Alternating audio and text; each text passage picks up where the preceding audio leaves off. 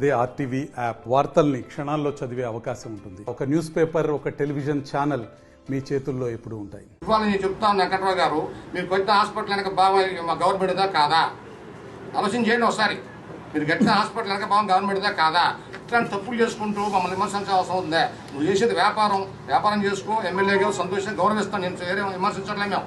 కానీ నిఖాసైన 50 కోట్లు 100 కోట్లు ఇస్తానని చెప్పి నేను కూడా పోయే ఒకసారి ఎంతో మీకు తెలవని విషయం చెప్తాను. ఈ రోజు ఎంత ప్రలోభ పెట్టినా కానీ పార్టీ మారకుండా కాంగ్రెస్ కార్యకర్త కోసం, కాంగ్రెస్ మనుగడ కోసం పార్టీ నికార్షంగా ఉంటే ఈ రోజు మమ్మల్ని తిట్టే అవకాశం, నువ్వు కాంగ్రెస్ పార్టీ వస్తానుంటావు జిల్లా పైన తిట్టవచ్చా, మాజీలను తిట్టవచ్చా, నువ్వే ఆలోచించుకో.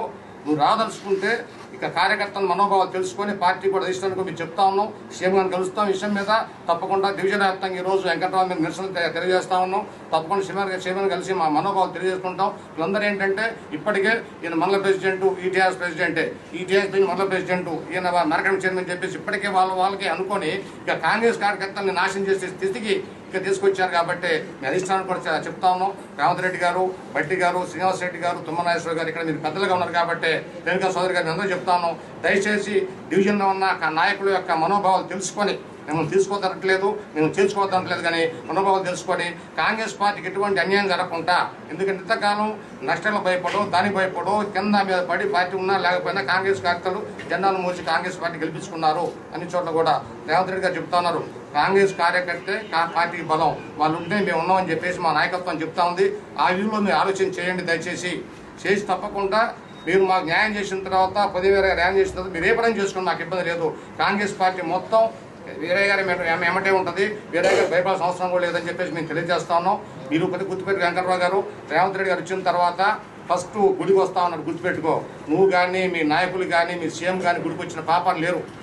ఊరగంపాడు మీటింగ్ ఉన్నా, పినపాక మీటింగ్ ఉన్నా, పినపాక మీటింగ్ ఉన్నా ఫస్ట్ వచ్చి పదార్థం దర్శనం చేసుకుని ప్రెస్ మీట్ పెట్టేసి తర్వాత మీటింగ్కి వెళ్తా ఉన్నాడు.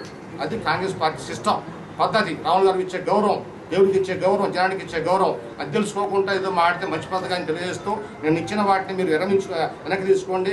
తీవ్రంగా ఖండిస్తా ఉన్నాం, అధిష్టానికి తెలియజేస్తా ఉన్నాం. తప్పకుండా మీరు ఇక్కడ మనోభావాలు తెలుసుకొని మా కాంగ్రెస్ కంటే న్యాయం జరిగిన తర్వాతనే మీరు నిర్ణయం తీసుకోమని చెప్పి కోరుకుంటా ఉన్నాం. ఇదే విషయం మీద 2-3 రోజుల్లో సీఎం గారిని కలిసి సమస్యల మీద, డివిజన్లో ఉన్న సమస్యల మీద, అది ఈస్టర్న్ విషయం మీద కూడా మేము ముఖ్యమంత్రి గారి నాయకులను కలిసి మెమరాండం ఇస్తాం, చర్య తీసుకొని కోరుకుంటా ఉన్నాం. అంతకుముందు ఏమైనా ప్రజాప్రతినిధి అయ్యాడంటే అది కూడా లేదు. అసలు పొదం వీరయ్య గారిని మాట్లాడే నైతిక హక్కు, అంత వయసు, అంత అనుభవం తెల్ల వెంకట్రావు గారికి ఉందని ఎవరితోనన్నా చెప్పిన చిన్న పిల్లడిని అడిగినా చెప్తారు. పొదం వీరయ్య గారిని మాట్లాడటానికి మీ స్థాయి సరిపోతుందా? పొదం వీరయ్య గారు 5 సార్లు ఎమ్మెల్యేగా పోటీ చేశారు, 6 సార్లు ఎమ్మెల్యేగా పోటీ చేశారు, 3 సార్లు గెలిచారు. ఏదైతే తెలంగాణ రాష్ట్రంలో కేసీఆర్ గారు ముఖ్యమంత్రి అయి ఉండి ఎన్ని ప్రలోభాలకు లోపెట్టినా, ఎన్ని ఒత్తిళ్లు చేసినా పార్టీ మారకుండా ఉన్న నికార్సైన నిజాయితీ పరుడు ఎవరైనా ఉన్నారంటే అది పొదం వీరయ్య గారు అని చెప్పి గట్టిగా మేము కాంగ్రెస్ పక్షాన్ని చెప్తా ఉన్నాం. ఏం మాట్లాడుతున్నారండి మీరు? అంటే మీరు ఏం మాట్లాడినా ఒక శాసనసభ్యుడు అయ్యారని చెప్పి మీరు ఎమ్మెల్యేగా అయినాక ఐటీసీకి వచ్చి మంత్రులను కలుస్తారు, వేరే పార్టీ ఎమ్మెల్యే అయ్యి అభివృద్ధి కోసం కలిసా అంటారు. ఆ రోజు ఏ కేడర్ని తీసుకెళ్ళా. మొన్న ముఖ్యమంత్రి గారిని కలిశారు, ఆ రోజు కేడర్ లేదు. మీ బుద్ధి, మీ మనస్తత్వం, ఈ ప్రాంతం పట్ల మీరు ఏం చేయబోతున్నారో అందరికీ తెలిసిపోతా ఉంది.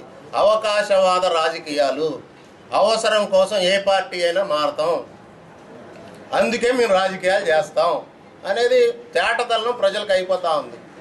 నువ్వు మా ముఖ్యమంత్రి గారిని కలిసి మా పార్టీలోకి వస్తాను లీకులు ఇస్తూ నికార్సైన నీతిపరుడైన పొదం వీరయ్య గారి మీద విమర్శలు చేస్తే కాంగ్రెస్ పార్టీ పక్షాన్ని మేము ఎవరం కూడా దాన్ని ఉపేక్షించే పరిస్థితుల్లో లేవని చెప్పి తేటతెల్లం చేస్తా ఉన్నాం. ఈ ప్రాంతంలో ప్రజలు మిమ్మల్ని గెలిపించినప్పటికీ ఈ ప్రాంతాన్ని అభివృద్ధి చేసే బాధ్యత పూర్తిగా మా పొదం వీరయ్య గారు తీసుకున్నారని చెప్పి మేము ఘంటాపదంగా చెప్తా ఉన్నాం. మీరేదో మా ముఖ్యమంత్రి గారిని కలిసి మీరు మెమరాండాలు ఇచ్చినంత మాత్రాల, మీ స్వార్థంతో కలిసినంత మాత్రంలో అది అభివృద్ధి అయిపోద్ది అంటే ఎవరు నమ్మరు. ఉదయం వీరయ్య గారు ఏదైతే ఈ ప్రాంతంలో ఏ సమస్యలు అయితే ఉన్నాయో ఇప్పటికే మంత్రులతో ముఖ్యమంత్రులతో అంత అధికారులందరితో కూడా మాట్లాడటం జరిగింది. ప్రతిపక్షంలో ఉన్నప్పుడే మీ ముఖ్యమంత్రి గారిని ఎన్నిసార్లు కలవడానికి మీకే మీ మంత్రులకే అవకాశం లేదు. మమ్మల్ని కలిసే అవకాశం ఉందా లేదా? మీరు కల్పించే ఏమైనా తీసుకున్నారా? మీకే లేదు కదా. మళ్ళీ పార్టీ మారిన రోజు మీరు ముఖ్యమంత్రిని కలవడం జరిగింది. అందరికీ తెలుసు ఈ రాష్ట్రంలో మీ ముఖ్యమంత్రి పాలన మీ మంత్రుల పాలన ఎలా ఉందో అందరికీ తేటతెల్లం కదా. అందుకే ప్రజలు కాంగ్రెస్ పార్టీని అధికారం ఇచ్చింది.